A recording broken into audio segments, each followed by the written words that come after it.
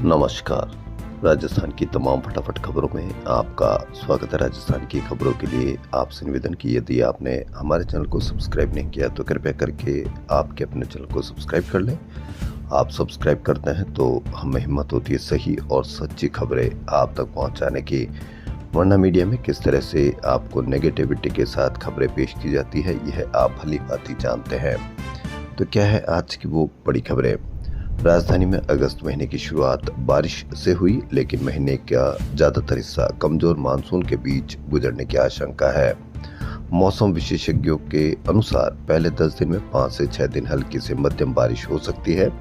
इसके बाद मानसून की गतिविधियां धीरे धीरे कम होगी और अगस्त के अंतिम 2 सप्ताह में सामान्य से कम बारिश रहने का अनुमान है। प्रशांत महासागर में सक्रिय अल नीनो प्रभाव को मानसून की कमजोरी का प्रमुख कारण माना जा रहा है। अगस्त की औसत बारिश 181 मिलीमीटर है, लेकिन इस बार इससे करीब 20% कम रह सकती है। वहीं अब तक औसत से 21.94% कम बारिश दर्ज हुई है। जयपुर से दिल्ली जाने वाले यात्रियों को अब दोपहर में भी सीधी फ्लाइट मिल सकेगी। एयर इंडिया ने शनिवार से फ्लाइट AI430 का संचालन शुरू किया है। यह फ्लाइट जयपुर एयरपोर्ट से दोपहर 12 बजे दिल्ली के लिए रवाना होगी।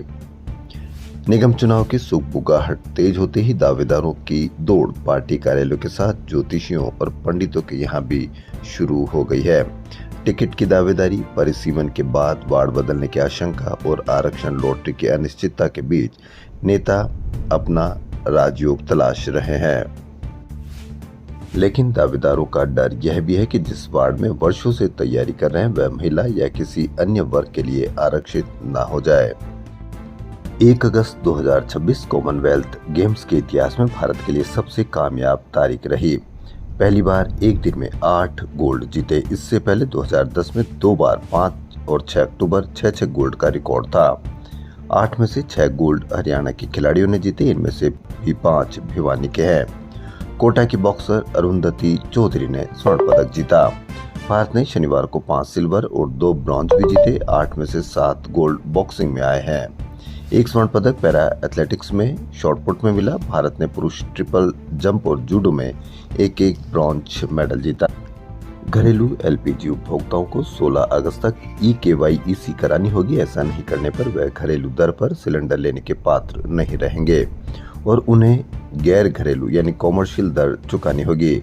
राजस्थान में IOCL, HPCL और BPCL के 1,85,00,000 उपभोक्ताओं में से करीब 40 लाख ने अब तक eKYC नहीं कराई है।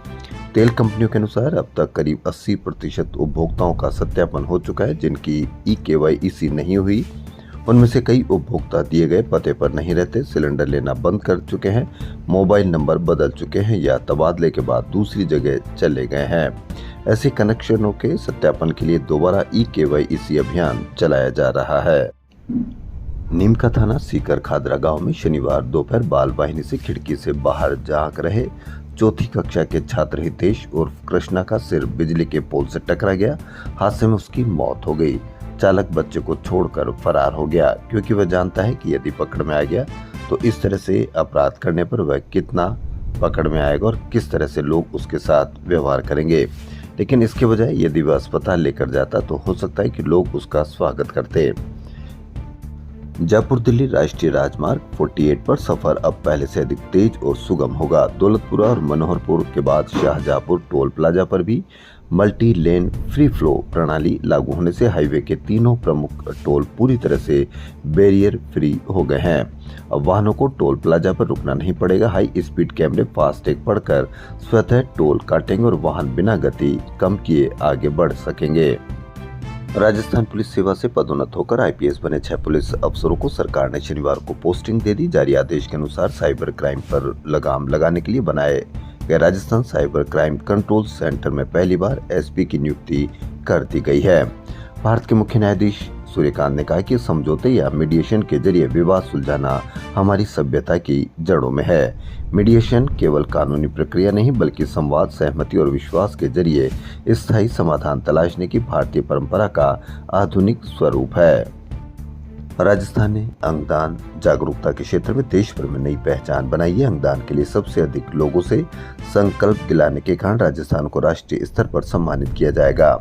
केंद्र सरकार के स्वास्थ्य एवं परिवार कल्याण मंत्रालय के अंतर्गत national organ and tissue transplant organisation ने 16वें इंडियन ऑर्गन डोनेशन डे के अवसर पर राजस्थान को state award for excellence in organ donation awareness देने की घोषणा की है। यानी अंगदान का संकल्प दिलाने में राजस्थान देश में नंबर 1 बना रहा है। शिक्षा विभाग की ओर से शिक्षकों के सेवा रिकॉर्ड को डिजिटल करने के लिए भराया जा रहा प्रपत्र 10 इन दिनों शिक्षकों के लिए सिरदर्द बन गया है। विभाग इस प्रपत्र को भरने की तारीख अब तक 3 बार बढ़ा चुका, लेकिन तकनीकी खामियों और जटिलताओं के कारण शिक्षक परेशान है। राजस्थान में छात्र संघ चुनाव बहाली को लेकर शुरुआती आंदोलन तेज होता जा रहा है। पिछले 10 दिन से छात्र शुभम रेवाड़ का अनशन जारी है। एसएमएस हॉस्पिटल में एडमिट होने के दौरान भी अनशन पर है। वहीं पिछले 17 दिन से राजस्थान यूनिवर्सिटी के मुख्य गेट पर भी छात्रों का धरना चल रहा है। राजस्थान में 3 साल से चुनाव बंद है। छात्र लगातार चुनाव कराने की मांग कर रहे हैं। एनएसयूआई से जुड़े 3 छात्र चुनाव की मांग को लेकर ही 2 दिन पहले पानी की टंकी पर भी चढ़े थे। अब कांग्रेस प्रदेश अध्यक्ष, नेता प्रतिपक्ष से लेकर विधायकों ने भी छात्रों की मांग को जायज बताते हुए सरकार से चुनाव कराने की मांग की है। राजस्थान सरकार की मुख्यमंत्री शहरी रोजगार गारंटी योजना बजट अभाव और प्रशासनिक उदासीनता के कारण गंभीर संकट में आ गई है। भीषण गर्मी में पसीना बहा रहे प्रदेश के करीब 1,78,000 श्रमिकों को बीते 6 महीने से मजदूरी का भुगतान नहीं हुआ है। वहीं CSR एक्ट 2022 के तहत नगरीय निकायों में तैनात लगभग 900 संविदा कर्मी भी पिछले 6-7 महीनों से बिना वेतन के काम करने को मजबूर है। मीडिया से आप बिल्कुल भी उम्मीद ना करें कि इस पर वह चर्चा करेगा, क्योंकि चर्चा करेगा तो जिम्मेदारी होगी। वह उस तरह की खबरें पेश करेगा कि ताकि आपके खून में उबाल रहे। लंबे समय से मानदेय न मिलने से संविदा कर्मियों और मजदूरों के सामने आर्थिक संकट गहरा गया है। कर्मचारियों में भारी मानसिक तनाव और हताशा व्याप्त है। कर्मचारियों ने चेतावनी दी है कि यदि आर्थिक तंगी के कारण कोई अप्रिय घटना होती है तो इसकी जिम्मेदारी प्रशासन की होगी। सरकार को तुरंत 6% फंड का बहाना छोड़ बजट का प्रावधान करना चाहिए। नगरीय निकायों में निदेशालय से पर्याप्त साख सीमा जारी न होने और कोषालय विभाग द्वारा बिल अटकाने से भुगतान ठप है। संविदा कर्मियों को हर बार 6% एडमिनिस्ट्रेटिव फंड की कमी का हवाला दिया जाता है, जबकि उनसे स्वच्छ भारत मिशन, शहरी सेवा शिविर और जनगणना जैसे अन्य सरकारी कार्य भी करवाए जा रहे हैं। यानी संविदा कर्मियों का वेतन 6 महीने से अटका और झेल रहे हैं आर्थिक संकट। राजस्थान में उच्च जोखिम वाली गर्भवती महिलाओं में एनीमिया व हाइपरटेंशन के उपचार और प्रबंधन के लिए SOP जारी होगी। इससे प्रदेश में एक समान उपचार प्रोटोकॉल की प्रभावी पालना सुनिश्चित हो सकेगी। स्वास्थ्य विभाग को ब्यावर, चित्तौड़गढ़, बारां, झालावाड़ और सलूम्बर जिलों में एनीमिया और हाइपरटेंशन की स्क्रीनिंग एवं उपचार पर विशेष ध्यान देना होगा। राज्य सरकार सड़क पर भीख मांगने वाले बच्चों को मुख्य धारा में लाने की दिशा में नई पहल करने जा रही है। डिप्टी सीएम दिया कुमारी ने शनिवार को बाल अधिकारिता विभाग की समीक्षा बैठक में निर्देश दिए कि ऐसे बच्चों की पहचान कर उन्हें स्वयंसेवी संस्थाओं के माध्यम से शिक्षा से जोड़ा जाए।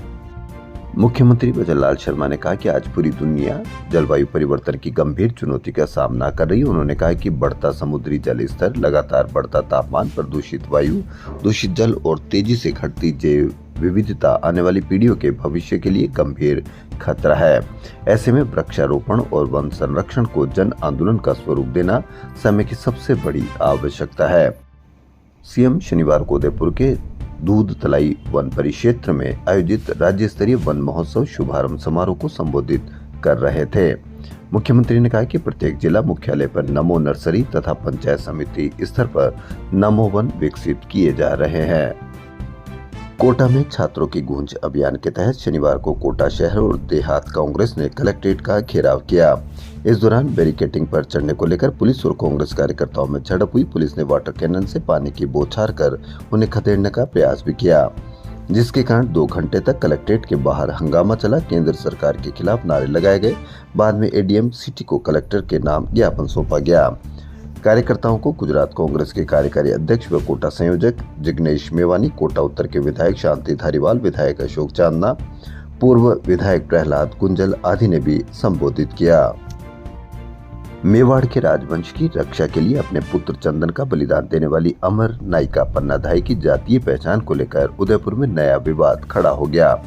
भारत सरकार के प्रकाशन विभाग द्वारा छपे भारत के नारी रत्न पुस्तक के पृष्ठ 8 पर पन्नाधाय को खींची राजपूत वंश की छत्राणी दर्ज किया गया, जिस पर गुर्जर समाज ने कड़ा ऐतराज जताया। समाज का आरोप है कि ये ऐतिहासिक तथ्यों से छेड़छाड़ और मूल पहचान बदलने की नापाक कोशिश है।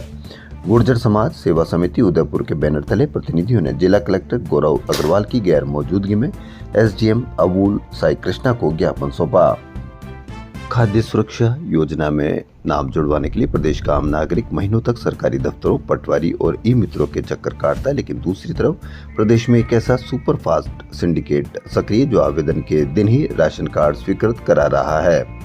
दैनिक भास्कर की बड़ी खबर। दैनिक भास्कर के पास मौजूद आधिकारिक दस्तावेजों की पड़ताल में यह चौंकाने वाली धांधली उजागर हुई है। कोटा यूनिवर्सिटी ने राजस्थान राज्य पात्रता परीक्षा के लिए आवेदन की तारीख बढ़ाकर 30 अगस्त कर दी है। अब तक 1,64,536 आवेदन प्राप्त हो चुके हैं। हिंदी के सबसे अधिक 20,659 आवेदन आए हैं। दूसरे नंबर पर लाइफ साइंसेज में 17,317 आवेदन प्राप्त हुए हैं।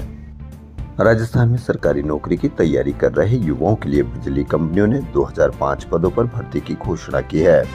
बिजली कंपनियों में 2005 पदों पर होगी भर्ती। 5 अगस्त से आवेदन लिए जाएंगे।